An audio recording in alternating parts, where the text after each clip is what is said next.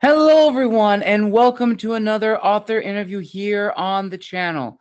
I am your host, Gabriel Garcia, otherwise known as the Wandering Quill and the Wandering Scribe. And joining me today is my last guest of my Anacon lineup, and I'm so excited to share her story with you all. A feature film and comic book writer, my guest won the Sloan Fellowship for Screenwriting and the Golden Aurora and Bronze Telly for a PSA produced by Women in Film. She also won numerous awards while completing the UCLA MFA program in screenwriting, having run several successful crowdfunding campaigns for her comic, the Boston Metaphysical Society, as well as the prequel novel. She has taught a crowdfunding class for independent creators at Pulp Fiction Books in Culver City and guest lectured at Scriptwriters Network, Dreamworks Animation, and UCLA Professional Programs. She has also published the book Kickstarter for the Independent Creator. And to tell us more about the Boston Metaphysical Society and the prequel novel, let's give a huge round of applause to author and screenwriter Madeleine Holly Rosing. Madeleine, thank you so much for coming on the show today. Thank you for having me, Gabriel. I really appreciate it. Awesome. So let's sort of dive into the Boston Metaphysical Society. So how did it come about initially? Did it initially start as a comic or a book, or did you try to bring into a different medium in the beginning? Well, to give your audience an overview of what Boston Metaphysical Society is, it's a steampunk supernatural graphic novel, prose, and audio drama series about an ex-Pinkerton detective, a spirit photographer, and a genius scientist who battles supernatural forces in late 1800s Boston. To answer your question, it began as a TV pilot when I was at UCLA Film School, and it had made the rounds and was spoken of positively, but never found a home for it. So a friend of mine suggested that I turn it into a graphic novel and then resell it back to Hollywood. But a funny thing happened on this journey. I discovered I really enjoyed writing comics and the indie comic creator community. And so I decided to stay. So here I am about 11, 12 years later-ish, 11, something like that, 12, not quite sure. Nice. So it seems like you want to tell this really fascinating story, which honestly, the steampunk genre set in America is quite new, relatively speaking, because most of us imagine the steampunk genre, particularly in the UK. So how fascinating was that to bring that aspect, that aesthetic in literature, film, and other media into the US? And ultimately, what's been like the feedback, the reviews from your readers over the years? Well, you have to understand that when I first started this, as you mentioned, almost all steampunk was set in the UK. And so at that point, having a US based steampunk story was very unusual. Now you'll see, 10 years later, there are more out there. And also set in other countries, which, a decade ago, that didn't exist. So there's a lot of diversification out there now. As far as fan reviews, it's been very positive. People have really enjoyed it. We've been successful at cons and at Kickstarters. So all I can say is I guess people like it because they keep buying it. That's awesome. That's awesome. So that kind of, in a sense, validates your journey with this story. And if I'm not mistaken from what you said in the beginning, that this started off initially as a pilot for a TV show, and I would imagine crafting that would imagine take like hours and hours of edits, revisions, really trying to fine tune it, and then making the decision later in life to transform the script into a comic, and then ultimately expanding the lore and a prequel novel with a set of short stories, which I'm sure you would definitely have thoughts on, Madeleine. That is a lot of time, a lot of energy, years to really tell the story that you are truly passionate about, which of course brings up a very heavy hitter topic, which is sense of imposter syndrome, which affects a lot of not just creators in like storytelling, screenwriting, film, media. It affects everybody. And that voice in the back of your head, which is telling you, you know, it's not going to do well, it's not going to sell. That is a real issue, especially for people going into the independent and self-publishing route. So for you, Madeleine, on your journey, or when you were on this journey of yours, bringing the Boston Metaphysical Society to masses, did you ever come across those thoughts of imposter syndrome? And if not, what has disciplined you to not just tell this story, but to expand this story to reach new readers and people who have never either read a story set in the steampunk universe or never read a comic at all? I guess going back to the first part of your question, I imagine in the beginning, I had no idea. I mean, I really had no idea when we first started this journey how it be received. I didn't have a clue. Fortunately, when I was developing it as a comic script, I was taking sequential art classes, and my instructor, Nunzio De Felipe, and my classmates who were exceptional, really helped me hone it down into a good story. And they were my mentors. I've had numerous mentors in the comic industry, which I have now no doubt have helped in the success of Boston Metaphysical. And but once it was on its way, I'm not sure I ever really felt any kind of imposter syndrome with it. And I mean, and discipline comes with time and learning time management, which we all struggle with time management. Yes. Particularly, this is a business for me. This is what I do full time. So the business end always sucks away a lot of time away from the creativity part, that is something I always struggle with. So I'm really trying to farm more things out so I have more time to create. Definitely. And this actually segues perfectly into the business side of the interview, which I'm very excited to hear your thoughts. So, Madeleine, I just said in the beginning, you created the Boston Metaphysical Society initially for a TV plot and making the decision to go the route of making a comic. Now, in that transition, did you want to go initially in the beginning the indie route, or did you want to try your hand at developing the Boston Metaphysical Society for one of the mainstream comic houses, either Vertigo, Marvel, DC, Magic Comics, etc.? Yeah, though it does appear that we have both frozen on my screen now. I'll answer your question. Yes, I originally thought that I could do a few chapters. I would shop it around. I was hoping maybe Image might pick it up, or somebody of that ilk. But it became apparent that after a year or two that was not going to happen, and so decided to just move on and finish the first 6 issues and see what happened then. Interesting.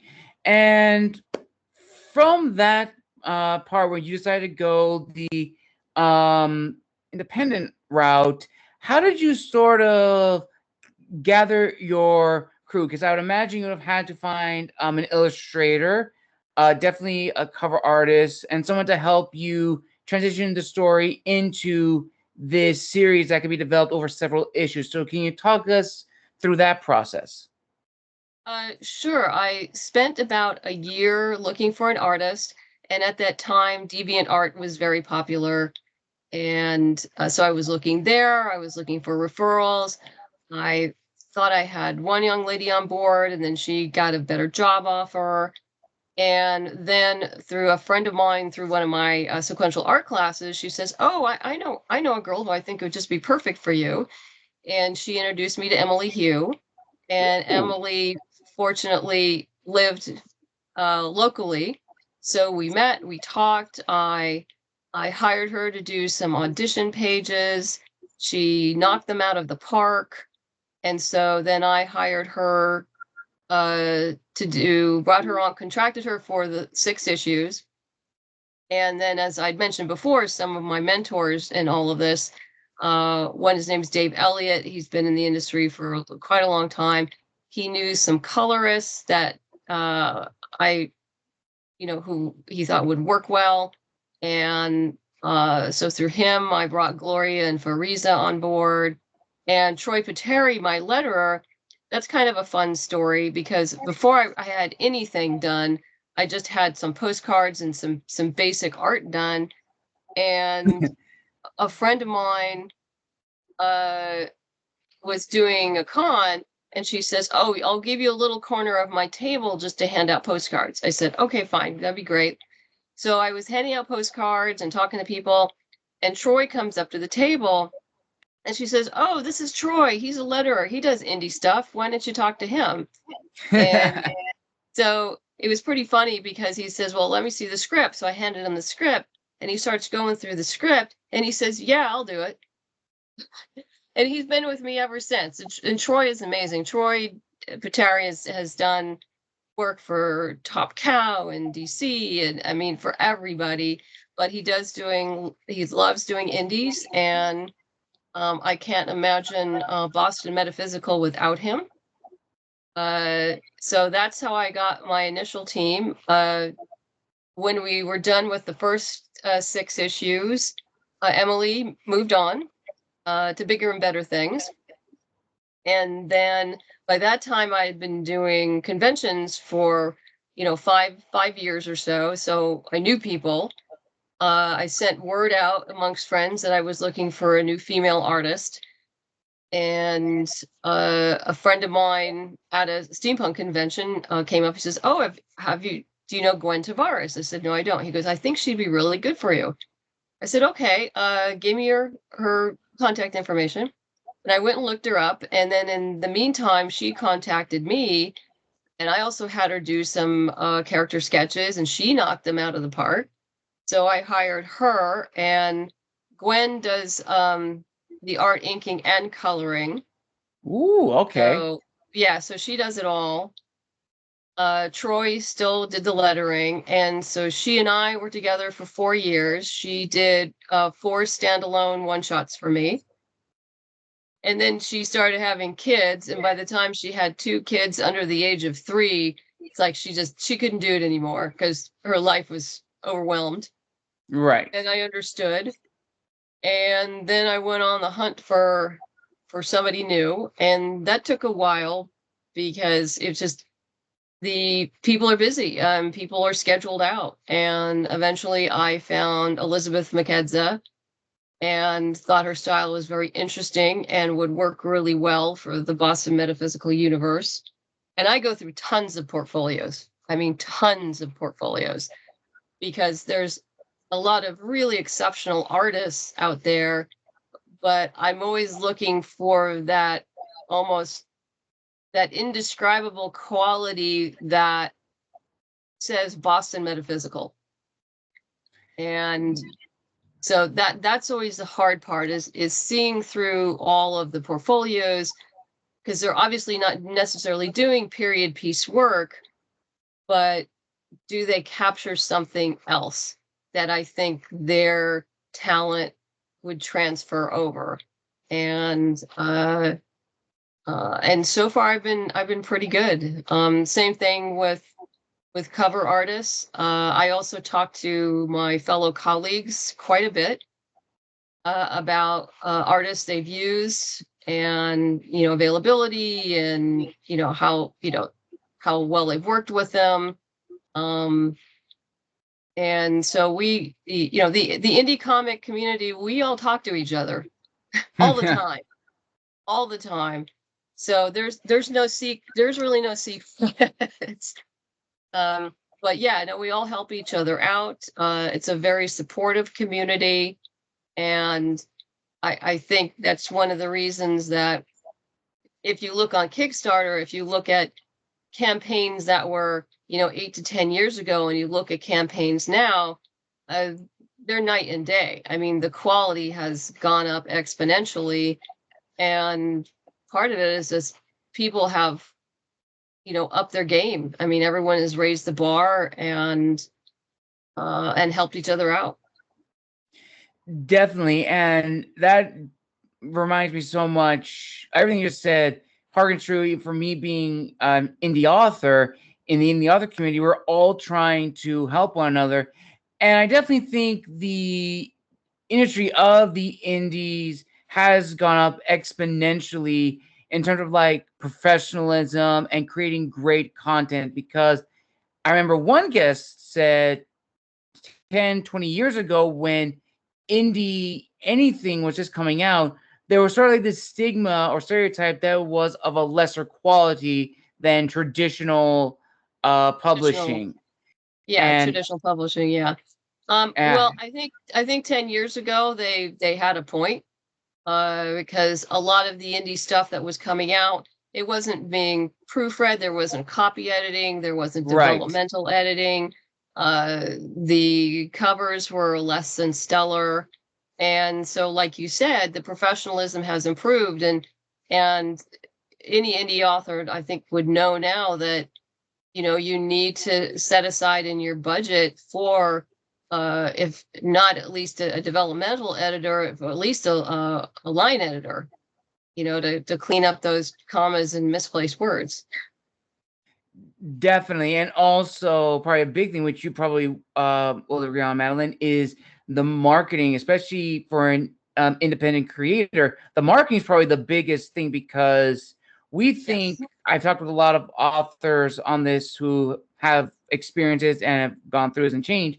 When we think of marketing, we think like, oh, just posting a few pictures here and there of the cover, maybe some concept art of the characters in the book, and that's it. No, marketing as an independent creator is like a business. You have to have a schedule. Like, okay, I'm going to do this here. I'm going to do this on this site. It's a business, and it has to be treated like a business. And then, especially when it comes to marketing, it's not only just the genre that you're trying to write for, but also the audience. So for you, Madeleine, you and your team, how did you sort of fine-tune the story to where you were aiming for the right audience that you were trying to market for, as well as the genre, as well as a follow-up? How important is it for an indie creator to really understand their audience? Well, I think you have part of this backwards. Yes, you have to respect your audience, and yes, to a certain extent, you write to your audience. Once you have your audience, right. But you shouldn't be driven by. I mean, what you want to write should be what you want to write, and it could be that has a big audience. It could be that has a small audience or almost non-existent audience. You won't know until you try. But you should be writing what you want, and then looking, for the audience. I don't believe in following trends. A lot of people try to chase trends, and that's usually a mistake.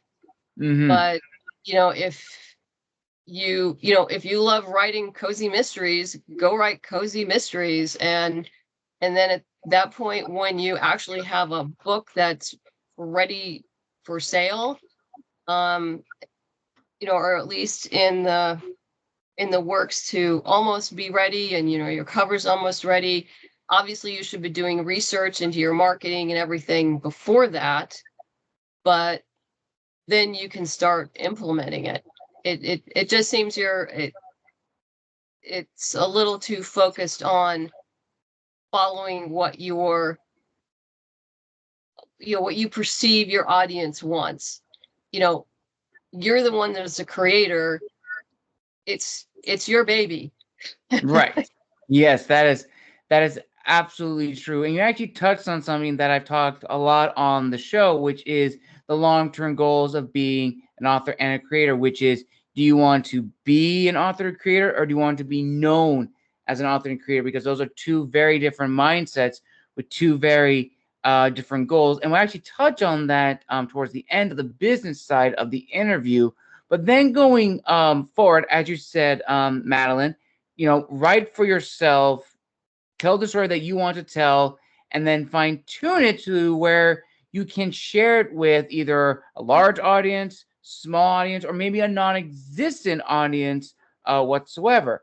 So a thing I've also talk about on this show is also the inspirations who really help us hone our voice and our styles of writing. So for you, Madeleine, who would you say have been like the biggest of Hello? storytelling, character development, world building? Oh, can you still hear me? Yeah, you kind of faded out there for a minute. Oh, my bad. I was saying, speaking on motivations, or rather, people who have inspired us and motivate us to craft our own stories. What creators and fellow authors have helped you hone your voice as an author and a creator in terms of character development, world building, narrative style, and even for the comic, the art style as well?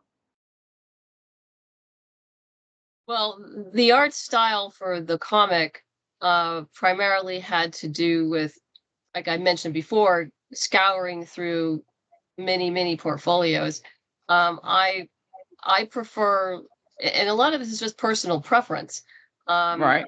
for this particular story, I prefer more what you would say. It's not manga, more realistic type of drawing. Um, uh, I respect manga quite a bit, but it's not the right feel or style for Boston Metaphysical. Right. Um, even though Emily, just funny, Emily, who is uh, actually comes from a manga anime background. If you read the original 6-issue miniseries, you can kind of see it through Caitlin's eyes and a few things, but it was Emily's first crossover. Okay. Yeah, that she did. But what Emily did extraordinarily well is the emotions in her characters' faces. She did such a great job with emotion. Um, that it was just amazing. Um, but I mean, a lot of it's just personal choices. I mean, I read a lot of different. I read a lot of prose. I read comics. Um, as far as comics, Gail Simone, David Walker, Jeff Lemire. Um, they're all inspirations. I could name more, but I'm like, it's getting late. My brain is tired. Uh, and for prose, Martha Wells, Lois McMaster Bujold, Elizabeth Moon, John Scalzi. The list goes on. I read quite a bit. I actually do a lot of audiobooks. And Ooh, nice. so, well, I do that because I travel a lot, and I also at the gym listen to books on the elliptical. Uh, so yeah, those many of those I like. I like deep world building in my fiction. And so that's probably reflected in what I write. I'm sure it is. And then just a lot of character stuff, I mean, I bring a lot of what I learned from UCLA with me. I mean, all the fundamentals I learned of screenwriting, you just take with you, because it's writing. Writing is writing. And what's helpful is that screenwriting and comic book writing are both visual type of writing. They're different. And you can't just, move from one to the other, because the structure is a little different. A screenplay is basically the skeleton of your film, whereas your comic book script is essentially a communication document to your artist, to your colorist, and to your letterer, and even possibly to pre-press, along with telling a story. Fascinating. Very, very fascinating. So it's they're the same in some respects, but they're different. And all right. And it's interesting. Well, it also changes though if you're doing a work for hire. I'm writing a series for Lady Mechanica for Joe Benitez, and he wants some more screenplay like format, and I was like, okay, but still he's the one doing the art, but still I leave him notes, because mainly I should say suggestions, because this is Lady Mechanica is his IP, and so it's his baby to do with as he wants. So when doing a story for him, it's like, okay, here's the structure of the story, here's where we're going, here's the character development and the scenes. But as far as page breakdown and what's known as splash pages, or you're breaking down into panels, that's eventually up to him, how he wants to do it as the artist. But I will make suggestions in the margins, and he can choose to ignore them or not. It's completely up to him. But if it's my script that's going to my artist, I actually don't mind if they blow up my paneling on my page, because usually it turns out better than what I thought of. But that's one thing as a comic book writer, is you do have to allow your artist to be an artist and try not to micromanage them. Definitely 100%. And this actually kind of leads into another thing, actually, what you talked about earlier with how the different artists have come about with the Boston Metaphysical Society, and really, changing the transitioning for you and adapting your story into a short story, or rather not a short story, but like a prequel containing several short stories about the characters. And by this time, the readership has already been established. When you created the prequel novel, did you find that your readership remained the same, or did new readers sort of come out of the woodworks to read the prequel novel and then go to the comics? Yes. The short answer is yes.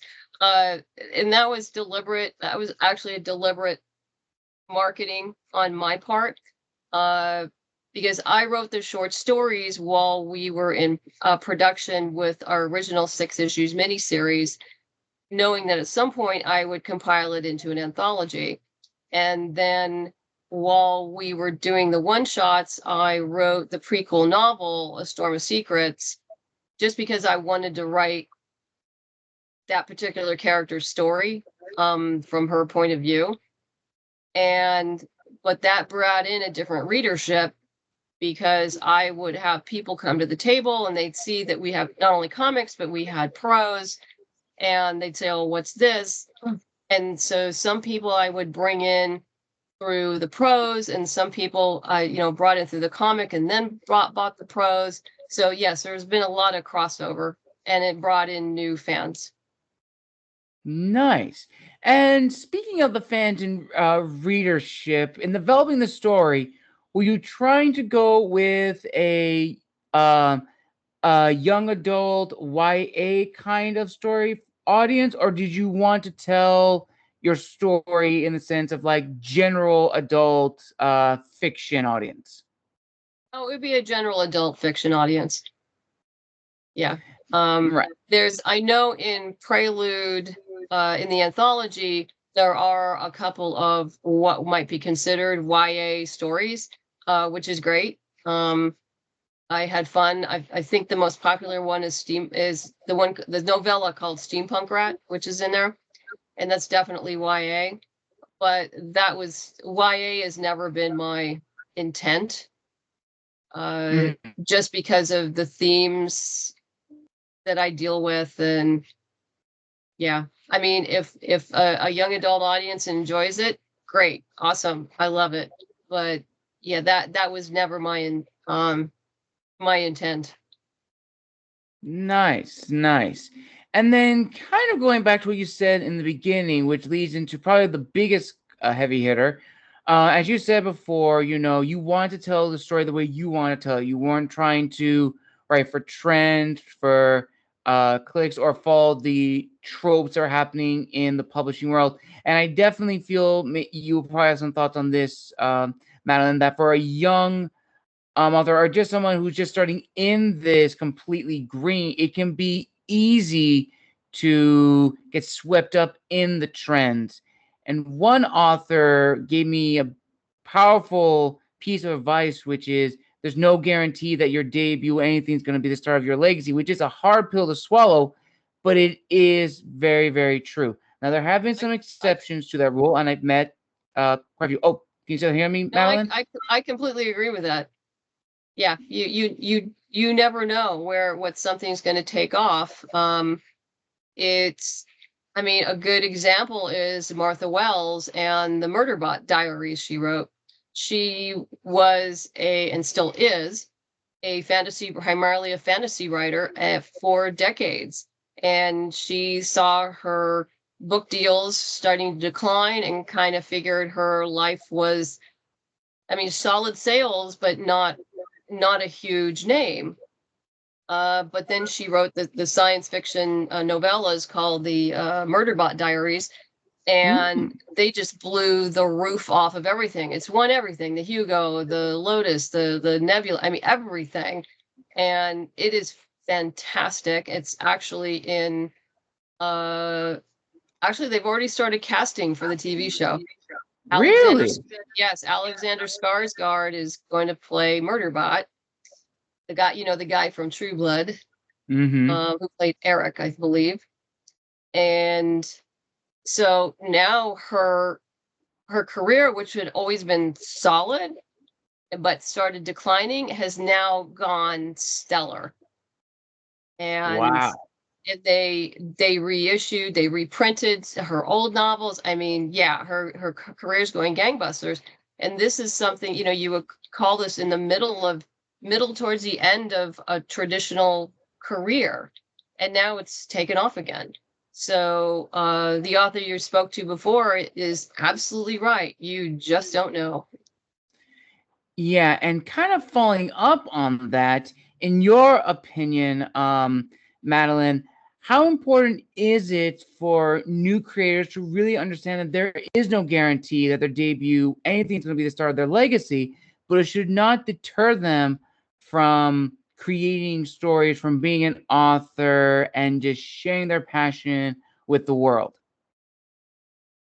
Well, yeah, I mean, if you're a writer, you're going to write. Whether or not anybody reads it is, it's great if they do, but, you know, just go be you. Yeah, that's 100% true. Just be you.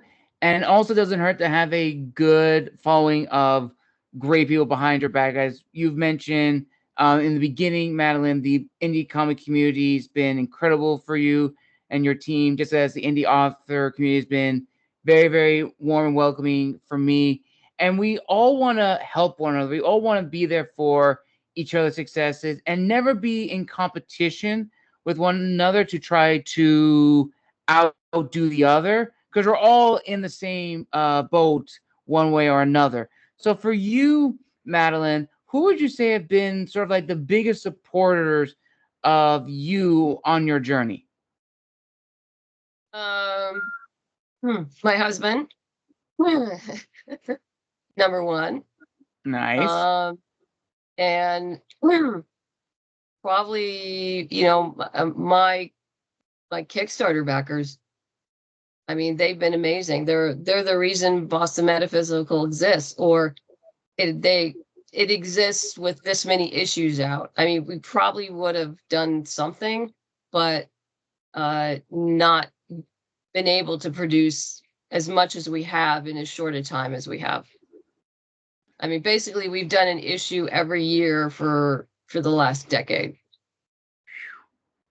Wow, that is really, really incredible. And actually, speaking of crowdfunding and Kickstarter, I was wondering if we can actually talk a little bit about that, because you also, in addition to the Boston Metaphysical Society, you also wrote a book detailing Kickstarting and crowdfunding. So I was wondering if you could briefly tell us what Kickstarter and crowdfunding is, and how has it been successful for you, and what have you learned from it that you're now teaching new and other independent creators this tool?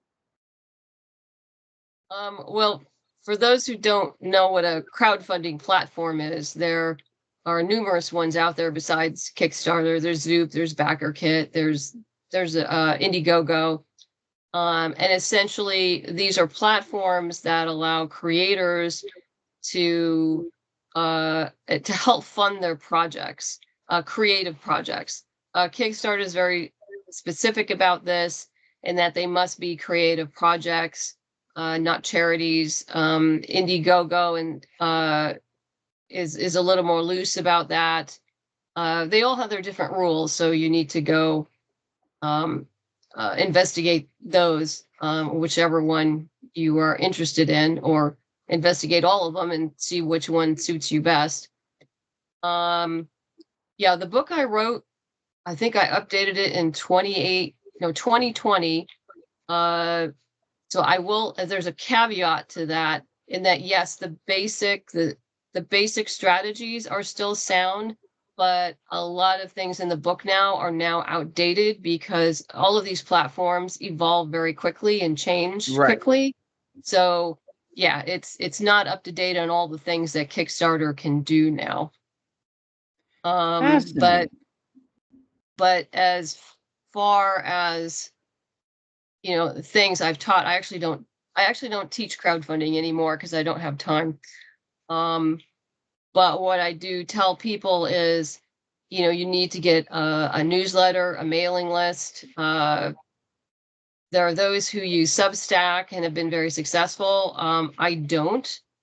That doesn't mean I won't in the future. But if Substack is, you think that's something that may work for you, you need to go study that and learn from those who know how to use it well. Actually, Russell Nolte does. He's a creator friend of mine. He has a Substack, which I actually highly recommend people subscribe to, because he's not only a comics creator, he is an author of many, many books, and is very versed in the business of selling. Mm-hmm. I'm one of his subscribers, and you're absolutely right. There you go. He knows his stuff. For those who are new to crowdfunding, there are a lot of, not just my book. There's a gentleman by the name of Tyler James who runs it's called Comics Launch. He has a mastermind program and courses. I mean, even just signing up for his newsletter, you can learn stuff from him. He is absolutely terrific. I learn from him all the time. He keeps up to date on all the changes at Kickstarter. So any changes that come down the pike, I go listen to one of his podcasts. Nice. Very, very nice. And I have to definitely agree. I've now actually started using a newsletter. I started using it last year. I made mine on LinkedIn, because that's where I'm predominantly on most. The only two social media platforms I use, well, one is Instagram, the other is LinkedIn. And yeah, the newsletter has been so very helpful. A lot of people read it. I'm now at 404 subscribers to the newsletter, which is crazy, and people just love not just my own stories that I'm producing or not producing, authoring and creating, but also the guests I'm going to be having on my YouTube show for author interviews, historian interviews, as well as the Historians Lounge, which is my own series, which has, in a way, kind of validated sort of like my standing in a sense of, I now know what I'm doing. I now feel like I found my footing. For you, Madeleine, has that ever happened for you with the Boston Metaphysical Society, where other creators, other authors have approached you saying that they've read your work and they're saying that this is the industry that you truly belong with? I mean, no one has ever said that to me directly, but I definitely get that sense that I'm definitely part of the community. I get that whenever I travel to cons, particularly if I get out of the state of California, which I try to do once or twice a year, and meet Kickstarter backers and other creators that I would normally get to meet because they don't come out to the West Coast. So that's always tons of fun. And so yeah, I mean, it's always been welcoming. I've never felt like I didn't belong. Yeah, that is very true. And I always ask this question because I think a lot of creators, going back to what I said previously, as You this fit also it. has sense or it ties in with validation, um, where some people will simply create for validation solely, where others will just create because they love to create, and then the validation sort of comes naturally. Well, I would obviously be the latter. So Yeah, and you know what? Whatever way works for people, it's entirely up to you, because at the end of the day, no one knows your story better than you. You tell the story how you want to tell it. Just make sure to fine tune it and make sure it's the best one that you can possibly make it. And there's actually absolutely. now the yeah, definitely. And this now leads into the final question of this great interview, Madeleine. So, with everything that you learned with the Boston Metaphysical Society, as well as your crowdfunding book, what is your word of wisdom to other independent creators who want to get their stories out there on the digital stage? Uh, it's not a sprint; it's a marathon. So pace yourself and allow You know yourself to what? take and allow yourself to take breaks, which I don't do because my husband is probably rolling his eyes right now as I said this. Like, you don't take breaks. You never take breaks. You have all this Yeah. great advice. Use it. Yeah, he would be right. That is very true. You know what? Writing is a marathon. It's not a sprint. And also, just to add on to that, which you may also agree, Madeleine, which is um, going back to what you said, write your stories for you and don't try to make it anything else or try to compete with the newest trends or try to change your story to fit those trends, because you would lose your passion for writing very quickly. And I say that because I've had another author on the show who went through that experience and almost wanted to give up writing completely because he wasn't being his truest self. And that was very, very frightening to him because he loved telling stories. He didn't want to lose his passion because he was trying to write the stories that he didn't want to write, but he knew if he didn't join these clicks or trends, he would fall. So ultimately, pace yourself, spread out the journey, and just enjoy writing because, as I said, no one knows your story better than you. That is quite true. Yes. And with that said, we now arrive at this incredible ending of this great interview. I want to give a huge thank you to Madeleine for coming on the show and telling us all about the Boston Metaphysical Society, the comic, the prequel novel, which I will be reading and debuting on the channel very soon. So be on the lookout for when that episode drops.